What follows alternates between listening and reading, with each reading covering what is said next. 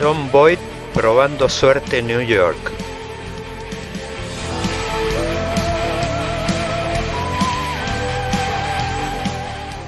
La mano justiciera de John Wayne matando a Liberty Balance.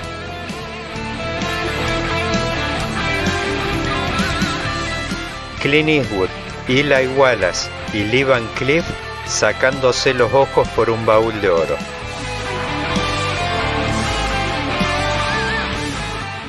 El duelo inolvidable entre Henry Fonda y Charles Bronson.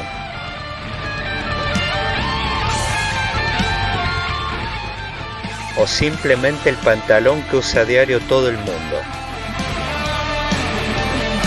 Vaquero, un podcast de política.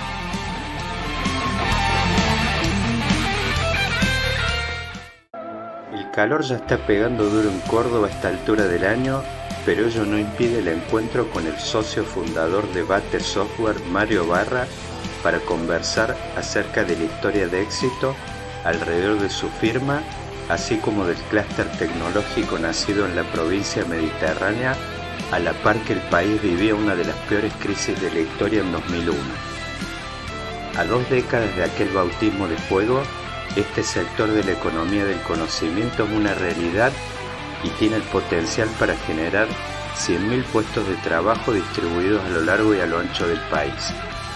Y en simultáneo, una abundante oferta de dólares tan críticas para desarrollar Argentina. No te pierdas este mano a mano de colección donde Barra analiza el futuro del sector y de bonus brinda algunos tips para alguien que se larga a la aventura de emprender en el campo tecnológico. Mario Barra, muy bienvenido a este espacio compartido entre la hora del federalismo y Vaquero, un podcast de política.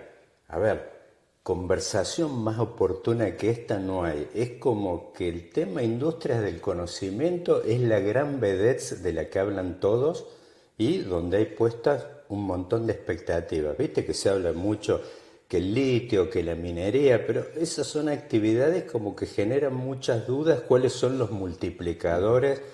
¿Qué tipo de empleo pueden generar? O sea, muchas veces, y digo, no es por bajarles el precio, pero son actividades que por ahí en una de esas son de naturaleza más extractiva y no están vinculadas al servicio, la posibilidad de absorber mano de obra.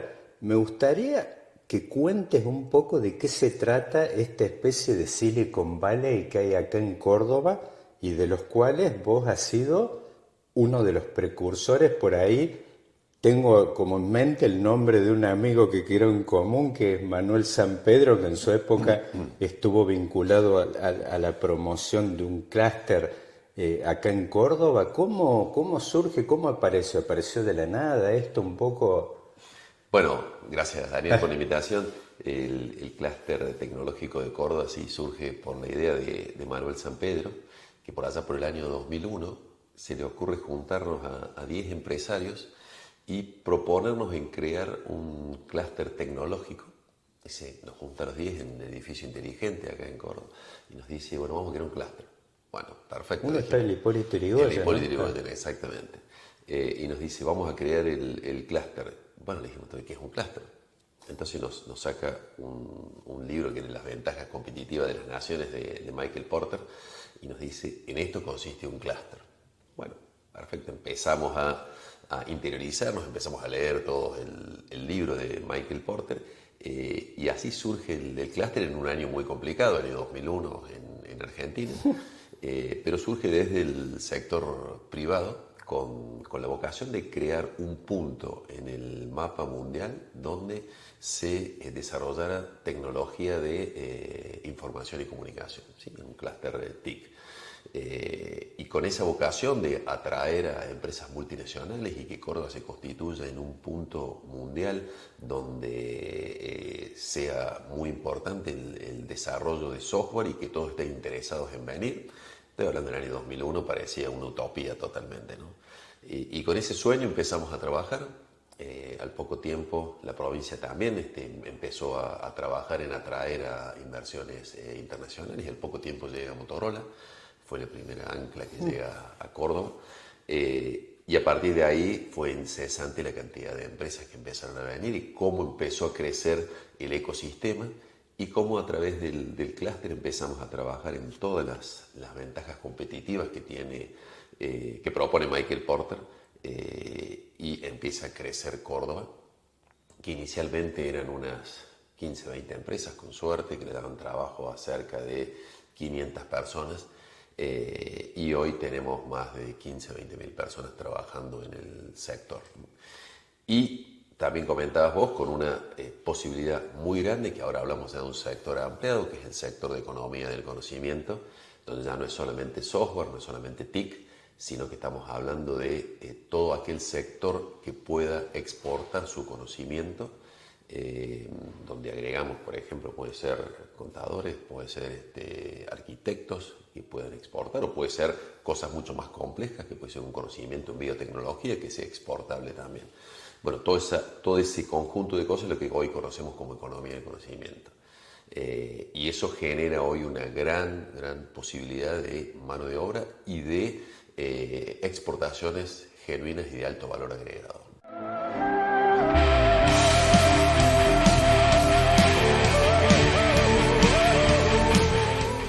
Sí, si uno, Mario, tuviese que pensar en aquel momento de aquel puñado donde se mezclaban soñadores, emprendedores y por ahí vos dabas una cifra de empleo, hoy, digamos, a ver, corrió la bola, uno podría decir unas 2 décadas de aquel momento de la distribución del material de Porter.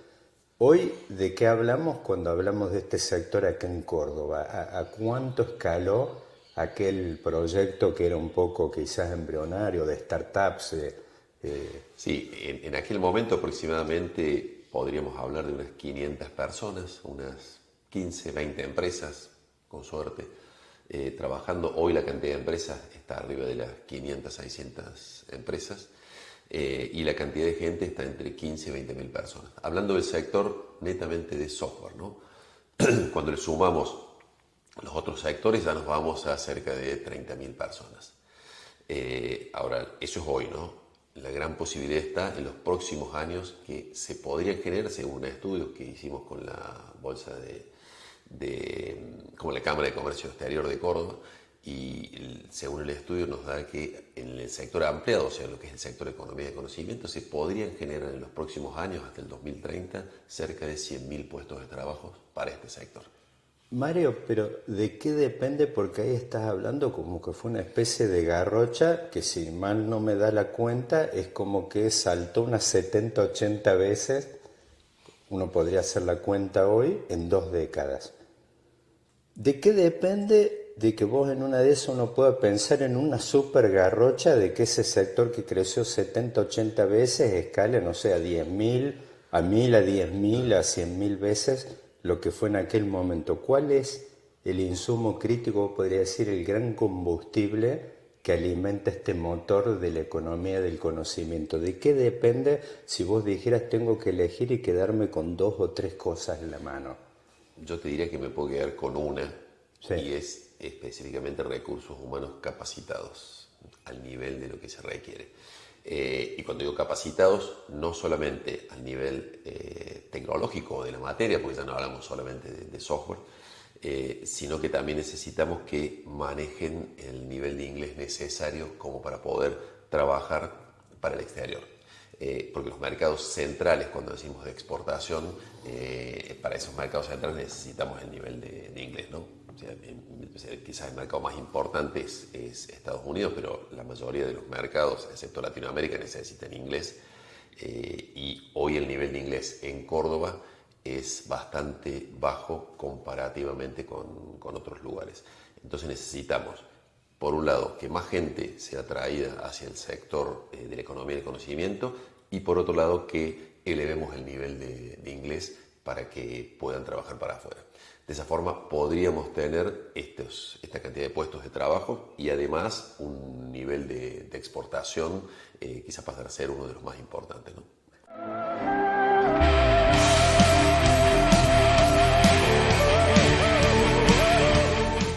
¿Cómo quedó Córdoba en esa carrera donde vos decías en aquel 2001, donde uno puede pensar que hay otras referencias? No sé, se me ocurre bueno, de una de las grandes, de los grandes unicornios nuestros ahora, que creo que empezó a incubar en Tandil, quizás Mar del Plata también.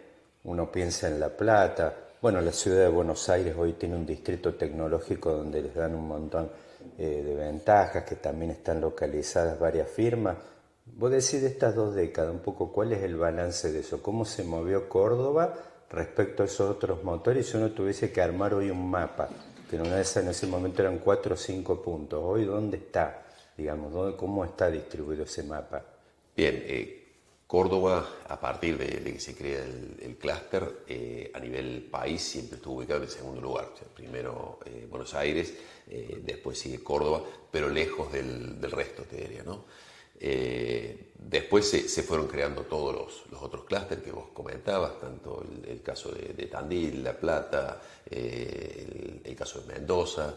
Prácticamente hoy casi todas las provincias, o hablemos de grandes capitales, tienen su clúster, pero lo que produjo la pandemia fue hoy un efecto de que se desdibujaron prácticamente aquellos lugares en los cuales era importante la situación geográfica, sino que a partir de la pandemia el lugar donde uno está ubicado, de hecho la mayoría de las empresas hoy tenemos nuestras oficinas, pero muy poca gente está trabajando dentro de las oficinas.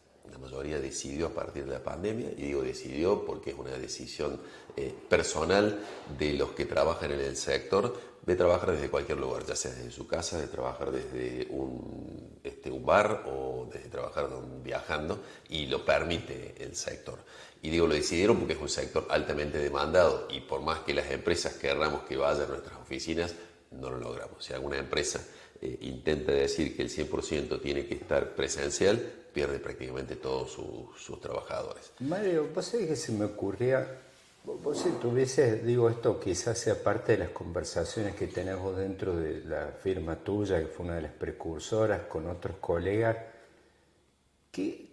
¿cuál va a ser la suerte de toda esa infraestructura física que queda inútil, ociosa? Y te lo pregunto porque es como uno de los temas más, ya venía en una tendencia hace tiempo, pero quizás la pandemia fue como un momento de disrupción muy grande.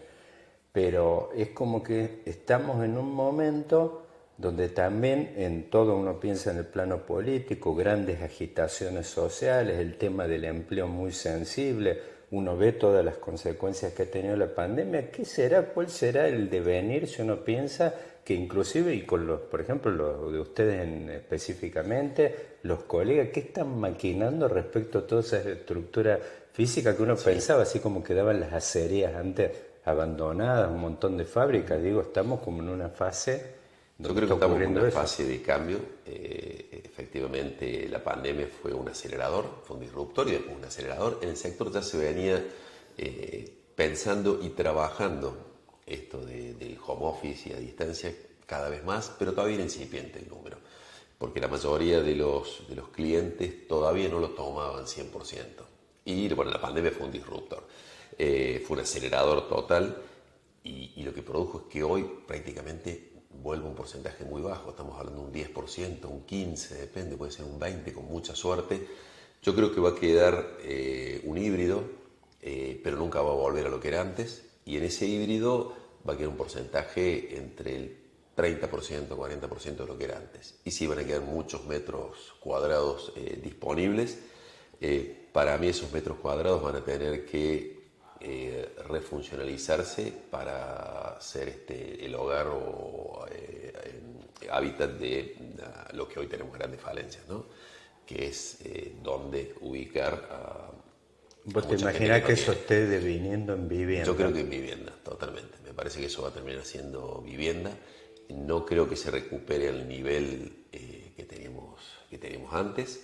¿Qué puede pasar? Si hablamos del caso particular de Córdoba, si logramos generar esos 100.000 puestos de trabajo, bueno, quizás ese porcentaje que decimos que va a ser menor, bueno, puede ser que cubra los metros actuales, pero se producen más metros. Yo creo que se va a tener que orientar a vivienda. Me parece que va a ser lo ideal. Ese es, digamos, mi opinión a futuro, ¿no? No, está bien, pero digo, me parece que es un punto interesante. Mario, vos Acá te he visto, inclusive he visto premiado en algunos momentos como empresario del año, o sea, sos una referencia importante en este segmento, en toda esta industria, digo, tan floreciente de economía del conocimiento. Digo, me imagino que te debe pasar a menudo el tema de que en una de esas, si vos fueras hoy el Mario que en aquel momento, en 2001, estaba maquinando, estaba soñando con armar un proyecto tecnológico de gran escala como el que terminaste concretando, ¿qué le dirías hoy a los Mario Barra que se están incubando respecto a esto? ¿Qué tiene? Pues yo, por ejemplo, pensaba, vos hablabas de libros, no sé, me acuerdo, por ejemplo, uno de Peter Thiel, que por ejemplo hablaba de todo ese tema de ese ecosistema de startups en el Silicon Valley, con ciclos en una de esas que uno podría pensar como que tienen 7, 8 años de maduración, pero en el medio quedan un montón de proyectos Sí, que quedan ahí, sí, o algunos que terminan siendo absorbidos, como ha pasado, no sé, uno piensa estos que han desarrollado, bueno, Google es como que se ha terminado comiendo un montón no sé, sí. uno piensa que WhatsApp, un montón de cosas como que terminaron, o plataformas. ¿Qué le dirías hoy a quien esté hoy maquinando algo? Bueno, primero creo que ha cambiado muchísimo de aquella época de cuando emprendimos nosotros, hace prácticamente 30 años, que hoy. En aquel momento no existía, no existían ni metodologías para emprender, no existían fundaciones que apoyen el emprendedorismo, no existía todo lo que son incubadoras, aceleradoras, ni tampoco estaba muy desarrollado todo lo que son venture capital. Y tampoco estaba la vocación de los empresarios a ayudar a los emprendedores a que crezcan. O sea, Hoy, predominaba como un paradigma más competitivo, digo. sí, más competitivo y tampoco estaba de moda, ¿no? O sea, Sí. no estaba esta evolución y esta conciencia de que generando más emprendedores generamos más riquezas. Tampoco estaba la conciencia en los mismos empresarios en que como una responsabilidad nuestra está en tratar de apoyar a esos emprendedores para que puedan generar sus empresas y así generar más puestos de trabajo. Pero tampoco había tanta competencia. Es decir, que en aquel momento nos permitía cometer muchos más errores. Que de hecho nosotros como empresa los cometimos, yo siempre digo que cometimos todos los errores, pero los errores quizás eran más perdonables al no haber tanta competencia. Hoy es mucho más difícil, la competencia es totalmente global. Ya hoy no estamos enterados de cualquier producto que sale en cualquier lugar del mundo y puede ser competencia O sea, nuestra de cualquiera ese que lugar. se meta hoy tendría que andar con mucho más pie de plomo. Sí, entonces, como tiene que andar con más pie de plomo, se tiene que capacitar mucho más. No se puede dar el lujo de cometer los errores que cometimos nosotros hace 30 años. Entonces, lo que yo les digo es, primero es capacitación, segundo capacitación y tercero capacitación. ¿Cómo va esa capacitación? Y bueno, hay muchas formas de capacitarse, desde tomar un curso, desde leer un libro. Otra forma de capacitarse también es viajar. Siempre digo que tienen que tratar de viajar lo que más puedan, por más de que a veces uno diga, bueno, me cuesta cómo hago, cómo Sí, viajo, claro. siempre están las posibilidades. Hoy los fondos de inversión no invertimos normalmente cuando los emprendedores no tienen alguna experiencia internacional, algún roce internacional. ¿Por qué? Porque pretendemos que esas empresas sean globales. Entonces, yo les diría fundamentalmente que se capaciten, que hablen inglés, tienen que hablar inglés sí o sí, se capaciten también en inglés y que sigan aquellas metodologías para el desarrollo de un emprendimiento, que no lo hagan en forma, digamos, al azar, sino que tienen que hacerlo a través de una metodología.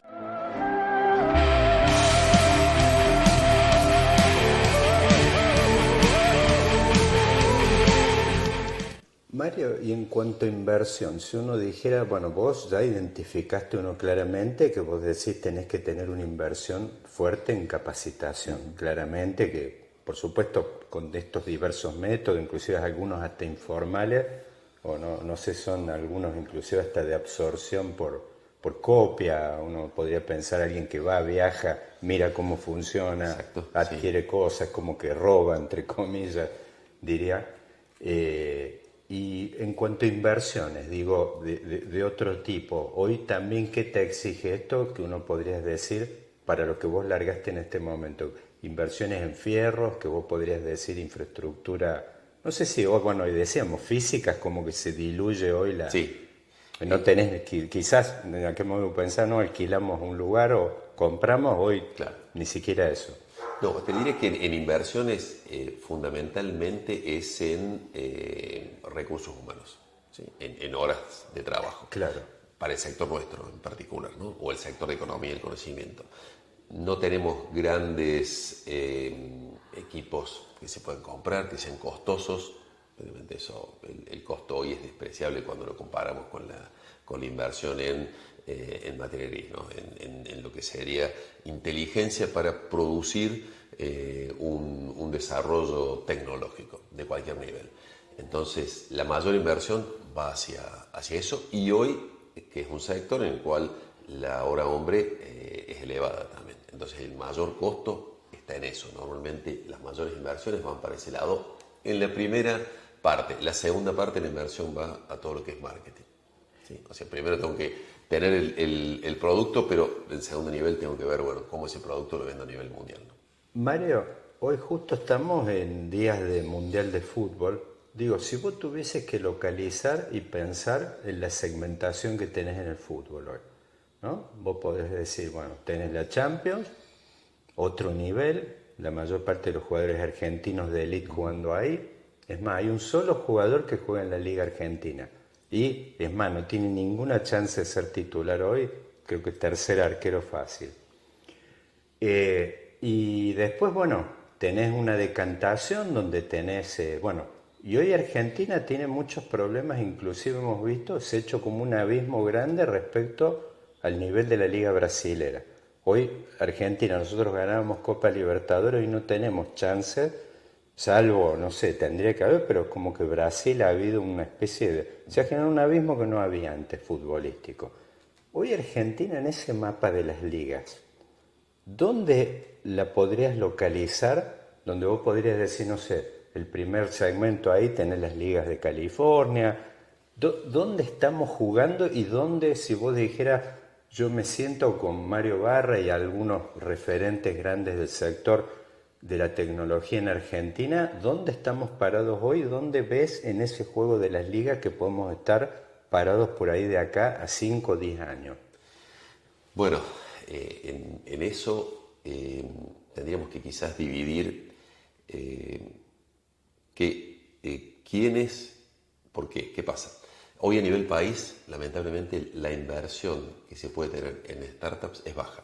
Digo, cuando en Argentina alguien invierte $500.000, para poner una cifra, en una startup, en Latinoamérica, digo, los otros países, quizás estamos hablando de 2 o 3 veces más, y en Estados Unidos estamos hablando de 10 veces más. Claro. Entonces es muy difícil competir. Pasa lo mismo en el fútbol. Sí, claro. ¿No? Es muy difícil competir cuando el presupuesto para el armado del equipo es mucho menor. O sea, ahí tenés una barrera de entrada. Exactamente, es una barrera de entrada. Ahora, ¿qué pasa y por qué decía que podemos dividirlo en dos? Está en todos aquellos emprendedores que tienen las posibilidades de viajar y obtener esas primeras inversiones afuera, a través de que o hicieron algún posgrado afuera, o estudiaron afuera, o tienen relaciones afuera. Entonces esas primeras inversiones, en vez de conseguir esos $500.000 acá, pueden conseguir una vez a los 5 millones en Estados Unidos, o podría ser también en algún otro país central para esto, en algún país de Europa. Y están en mucho mejores condiciones que los que tienen que hacer la inversión con los $500.000 o $50.000. O sea, el tipo que tiene en la agenda telefónica 5 o 6 teléfonos y acceso a ese tipo es un jugador importante. Eso es hoy, cuando vos analizás la mayoría de los unicornios de Argentina, la mayoría han tenido una experiencia internacional. La mayoría o han estudiado afuera o tienen esa agenda, esos teléfonos. Claro. Es muy difícil para alguien que no tiene esas relaciones, no solamente las relaciones, sino la apertura mental también, ¿no? Es muy difícil. Por eso nosotros lo que estamos tratando de inculcar es que viajen, que vean, que salgan, que traten de armar esa agenda. No es fácil, ¿no? Pero creo que es el gran desafío, y quizás hoy lo que estamos viendo a nivel Córdoba y también pasa a nivel país, es que aquellos que han tenido la posibilidad por relaciones, etcétera, de viajar, son aquellos emprendedores que tienen más posibilidades de tener un emprendimiento grande, un emprendimiento con mucha facturación, etcétera, o transformarse en un unicornio. O sea que me dejaste pensando, digo, un poco ahí quizás como broche de oro para cerrar. Córdoba es como un lugar, como, bueno, pasa por configuración física, es mediterráneo. Y es como que siempre ha tenido como una especie, bueno, no lo vemos en el plano político, es como que ha tenido una especie de partido local que muy difícilmente no ha tenido nunca un correlato nacional, inclusive la política acá ha transcurrido en los últimos, yo te diría 2 décadas muy alejada de las tendencias nacionales, ha sido en ese aspecto. En este sector en particular, y vos cuando ahí me decías como que me hacía un poco de ruido, Córdoba ha tenido una especie, digamos, de salto, es como que ha saltado esa especie de mediterraneidad, digamos, en cuanto a redes, digo, con la potencia que decís vos, como un asset de primer nivel y casi decisivo el tema de las redes estas internacionales. ¿Ha tenido Sí, Córdoba en eso una evolución? sí, Córdoba ha tenido una evolución, yo creo que todavía nos falta un poquito, digo, no hay ningún unicornio cordobés Claro. todavía, nos falta que sea ese gran salto. Ha podido hacer ese salto porque tenemos empresas ¿Estás muy con ganas importantes. de en ese sentido vos? Yo creo que sí, me parece que no falta mucho para que Córdoba tenga Tenga. su unicornio. ¿Por qué? Y porque muchos de los emprendedores o empresarios han volcado toda esa vocación. Hay muchos hijos también de esos emprendedores. Hay Claro. muchos que se han contagiado de esa energía, no solamente digo los hijos, sino también algunos que han logrado contagiarles esa energía emprendedora. Entonces yo creo, está también la agencia Innovar Emprender en Córdoba, que está apoyando mucho el emprendedorismo. Hay muchas fundaciones.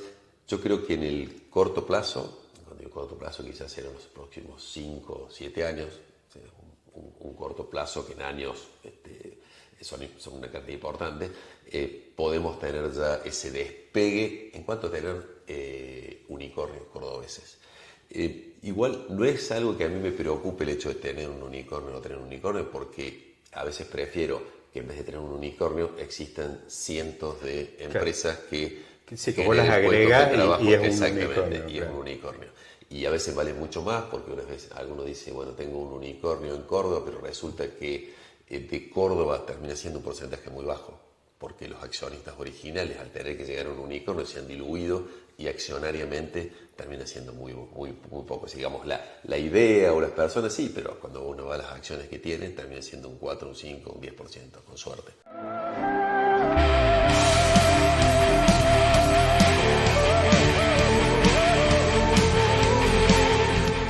Mario, esta sí, pero esta sí que es la última de esta que espero que sea tu primera visita. Si uno tuviese que pensar, porque vos hablaste, era un sector que era estrictamente de técnicos, por ahí y más informático. Vos decís, después empezó a absorber otras profesiones, arquitectos, contadores, un montón de cosas. Uno hasta dónde podría pensar de que ese anillo se arma cuando, por ejemplo, uno ve hoy todas estas plataformas de gaming, donde el otro día estaba viendo un gráfico donde uno podría decir dónde está el soft power chino más fuerte hoy, y claro, uno ve en las plataformas de gaming siempre o están en primer plano o en segundo, pero están muy dominados por qué es lo que podría absorber en un futuro otro anillo más. ¿Qué es lo que incorpora, digo? Yo creo que el próximo anillo, a mi forma de Sí, ver, en Córdoba en particular, es poder exportar todo el conocimiento que se produce en las universidades y los investigadores allegados a las universidades. claro. Nosotros tenemos una gran cantidad de investigadores y de investigación que se produce en las universidades y todo el ecosistema científico-técnico, con un potencial enorme de exportación. Me parece que si logramos que todo ese ecosistema sea exportable, si logramos, hoy se está exportando algo, pero si Sí, logramos que claro. su gran mayoría sea exportable, el valor agregado que se va a producir ahí va a ser mucho más grande que el software y que los otros sectores que hoy estamos hablando, ¿sí? Claro. Me parece que el foco quizás tenemos que tratar de orientarnos, porque ya tenemos un activo enorme, que son las universidades y los investigadores. Claro, el próximo salto sería Entonces ese. tenemos que ver cómo pegamos ese gran salto. Mario, muchísimas gracias y muy bienvenido. Esperamos a ver la próxima quizás conversación donde analicemos la consolidación de todo este nuevo anillo. Gracias. Ojalá así sea, Daniel, y bueno, muchas gracias por la invitación. Hasta la vista, baby. Thank you.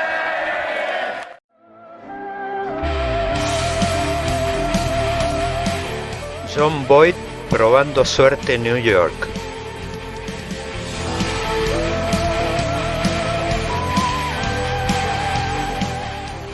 La mano justiciera de John Wayne matando a Liberty Balance.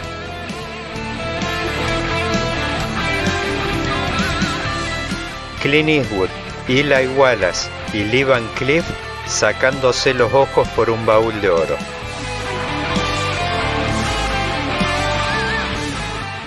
El duelo inolvidable entre Henry Fonda y Charles Bronson.